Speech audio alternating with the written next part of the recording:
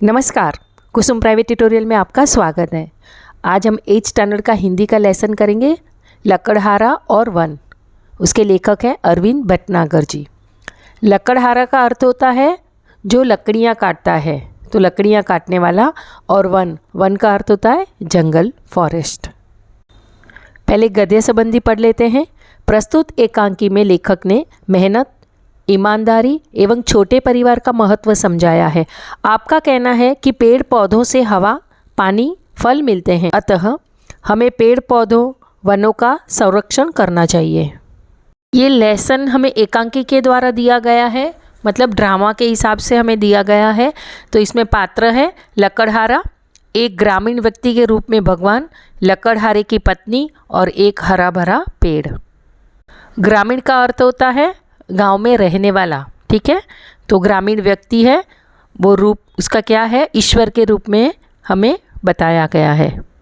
जो ड्रामा होता है, ड्रामा में पहला दृश्य, दूसरा दृश्य, ऐसे अलग अलग दृश्य बताए जाते हैं और ये लाइव होता है, जिसको हम नाटक कहते हैं। इसके लिए स्टेज बना हुआ रहता है, कर्टेन्स रहते हैं। जैसे एक दृश्य ख़त्म हो जाता है, कर्टेन नीचे गिरता है, वो उनको जो भी स्टेज सजाना है, जो भी करना है, बाद में जब दूसरा दृश्य चालू होता है तो वो कर्टेन को उठाते हैं। तो इस तरह से ये एकांकी हमारा ड्रामा है। पढ़ते हैं लेसन। एक लकड़हारा टहलता हुआ मंच पर आता है। लकड़हारे के हाथ में कुल्हाड़ी है, वह पेड़ के पास आकर रुक जाता है। पात्र है अभी लकड़हारा। पेड़ को देखकर, चलो आज इसी पेड़ को काटें, इससे आज की रोटी का इंतज़ाम हो जाएगा। पेड़ की डाली काटने के लिए कुल्हाड़ी चलाता है, पर कुल्हाड़ी हाथ से छूटकर नदी में गिर जाती है। लकड़हारा बहुत चिंतित हो जाता है। क्यों चिंतित हो जाता है? क्योंकि उसकी जो कुल्हाड़ी थी वो नदी में गिर गई है। फिर कहता है, अरे हे भगवान, मेरी कुल्हाड़ी पानी में, और सोचता है कि पानी तो बहुत गहरा है और तैरना नहीं आता, कैसे काटूंगा, क्या बेचूंगा, आज बच्चे क्या खाएंगे। इसी बीच भगवान ग्रामीण व्यक्ति का वेश धारण कर मंच पर आते हैं। देखो बच्चों, यहाँ पर जो लकड़हारा है वो चिंता में बात कहता है, अपने ही मन में कहता है, अरे पानी तो गहरा है, मैं कुल्हाड़ी कैसे निकालूंगा, मुझे तो तैरना ही नहीं आता है। तो ये चिंता भरे स्वर में कहता है और आगे जो क्वेश्चन पूछता है, अपने आप से प्रश्न करता है, मैं कैसे काटूंगा, मतलब वृक्ष को कैसे काटूंगा, क्या बेचूंगा, मतलब अगर बेचूंगा ही नहीं तो मैं घर पे क्या लेकर जाऊंगा, और जो मेरे बच्चे हैं वो बच्चे क्या खाएंगे। तो इस तरह से ये अपने आप को क्वेश्चन पूछता है, ठीक है। आगे पढ़ते हैं। ग्रामीण, बड़े दुखी लग रहे हो, क्या हुआ? लकड़हारा कहता है दुख भरे शब्दों में, क्या कहूँ भाई, अचानक मेरी कुल्हाड़ी नदी के गहरे पानी में गिर पड़ी है, मेरा तो सब कुछ चला गया। वहाँ पर ग्रामीण के रूप में ईश्वर आते हैं और उनको पूछते हैं कि क्या हुआ, आप दुखी क्यों लग रहे हो। तब लकड़हारा बताता है कि देखो ना, मेरी कुल्हाड़ी पानी में गिर गई है और पानी बहुत गहरा है, मैं क्या करूं। आगे ग्रामीण कहता है, हाँ भाई, तुम्हारा कहना तो ठीक है। लकड़हारा, भाई तुम मेरी मदद कर सको तो बड़ा उपकार होगा। ग्रामीण कहता है, ठीक है, तुम दुखी मत हो, मैं कोशिश करता हूँ। यह कहकर ग्रामीण नदी में कूदा और एक चांदी की कुल्हाड़ी निकालकर बाहर आया। अरे भाई, तुम कितने भाग्यवान हो, लो तुम्हारी चांदी की कुल्हाड़ी।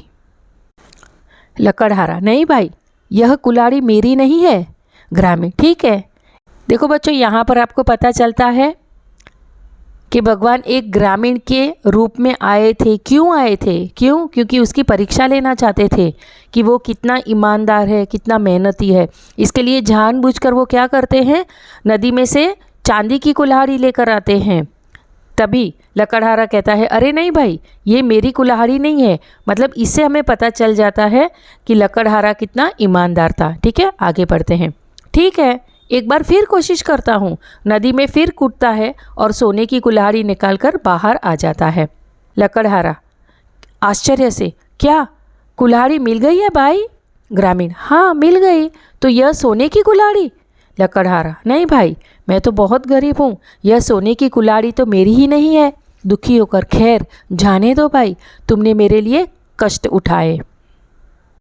देखो बच्चों, वापस से वो मना कर देता है कि ये मेरी सोने की जो कुल्हाड़ी है वो मेरी नहीं है। अगर चाहता तो वो ले सकता था, सोने की कुल्हाड़ी से वो अमीर बन सकता था, लेकिन उसने ऐसा नहीं किया। क्यों? क्योंकि वो ईमानदार था। ठीक है। ग्रामीण बीच में ही, नहीं भाई नहीं, इसमें कष्ट की क्या बात है, मुसीबत के समय एक दूसरे के काम आना तो हमारा धर्म है। मैं एक बार फिर कोशिश करता हूँ। ग्रामीण नदी में कूदकर लोहे की कुल्हाड़ी निकालता है। ग्रामीण, लो भाई, इस बार तो यह लोहा ही हाथ लगा है। लकड़हारा अपनी लोहे की कुल्हाड़ी देखकर खुश हो उठता है। तुम्हारा यह उपकार मैं जीवन भर नहीं भूलूंगा, भगवान तुम्हें सुखी रखे। ग्रामीण, एक बात मेरी समझ में नहीं आई। लकड़हारा हाथ जोड़कर, वह क्या? ग्रामीण, मैंने तुम्हें पहले चांदी की कुल्हाड़ी दी, फिर सोने की कुल्हाड़ी दी, तुमने नहीं ली, ऐसा क्यों? लकड़हारा कहता है, दूसरे की चीज़ को अपना कहना ठीक नहीं है। मेहनत और ईमानदारी से जो मुझे मिलता है वही मेरा धन है। ग्रामीण चला जाता है और भगवान के रूप में मंच पर फिर से आता है। भगवान, धन्य हो भाई, मैं तुम्हारी ईमानदारी से बहुत प्रसन्न हूँ, लेकिन एक शर्त पर, तुम हरे भरे पेड़ों को नहीं काटोगे, न ही लालच में पड़कर ज़रूरत से अधिक सूखी लकड़ी काटोगे। लकड़हारा, मुझे शर्त मंजूर है, और पर्दा गिरता है। देखो बच्चों, यहाँ पर कितनी बड़ी बात बताई गई है। लकड़हारा ईमानदार था। वो क्या कहता है? जो मेरे पास है वही मुझे चाहिए, मुझे दूसरों की चीज़ें नहीं चाहिए। ये बहुत बड़ी बात उसने बताई है। इस तरह से जो भगवान है वो उसके सामने शर्त रखते हैं, तू लालच नहीं करेगा, और जो सूखी लकड़ियां हैं वो भी तुझे जितनी ज़रूरत है उतनी ही काटेगा, उससे ज़्यादा तू नहीं काटेगा। इस तरह से जो लकड़हारा है वो ईश्वर की शर्त को मंजूर कर देता है, उनकी बात का स्वीकार करता है। ठीक है। तो यहाँ पर पर्दा गिरता है। पहला दृश्य था, ये ख़त्म हो गया है। हम दूसरा दृश्य पढ़ते हैं। मंच पर लकड़हारा सो रहा है।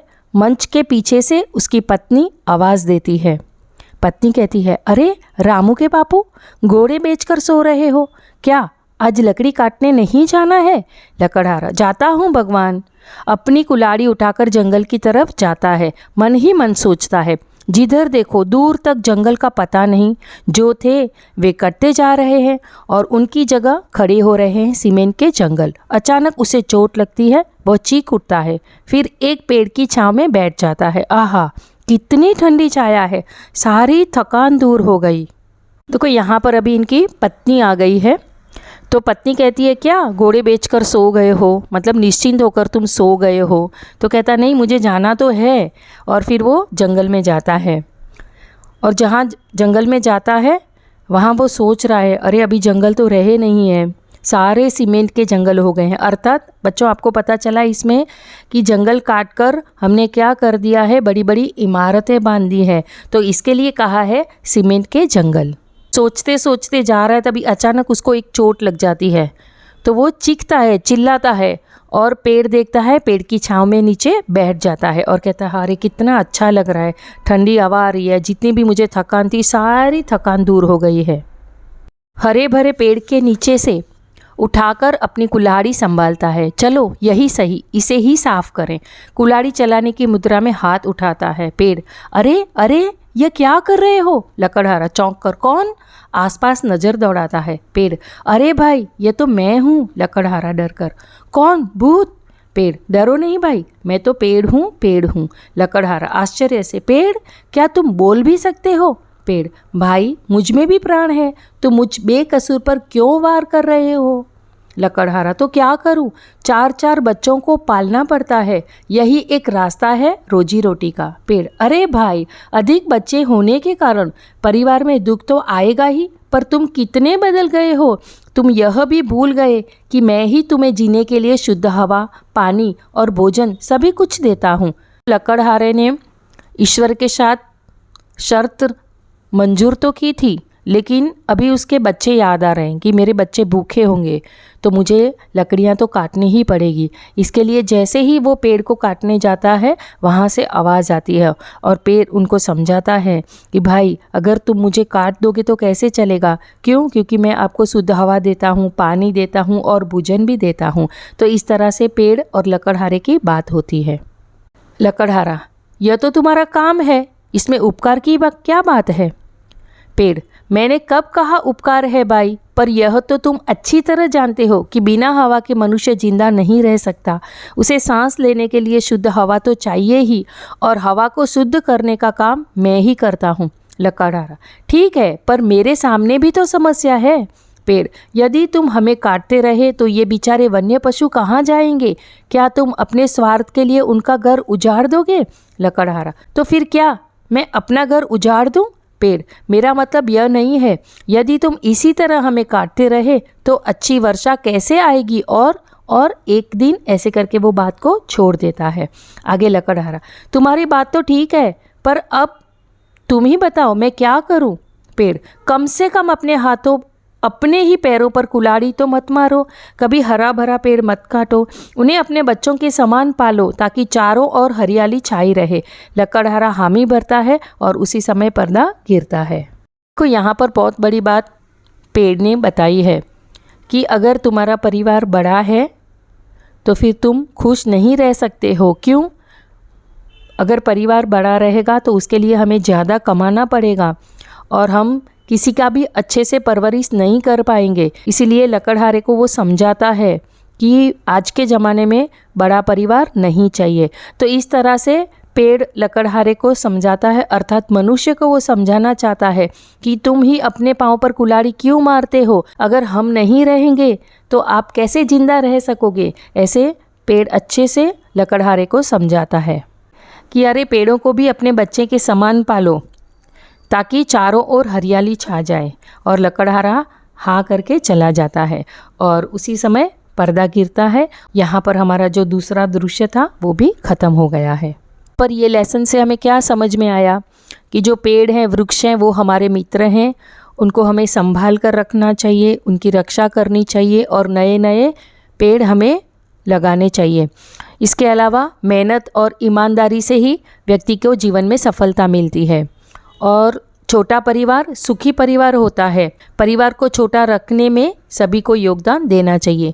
तो इस तरह से ये लेसन में हमें बोध मिला है। ठीक है, तो यहाँ पर ये लेसन हमारा ख़त्म हो गया है। मिलते हैं हम अगले वीडियो में, तब तक के लिए धन्यवाद।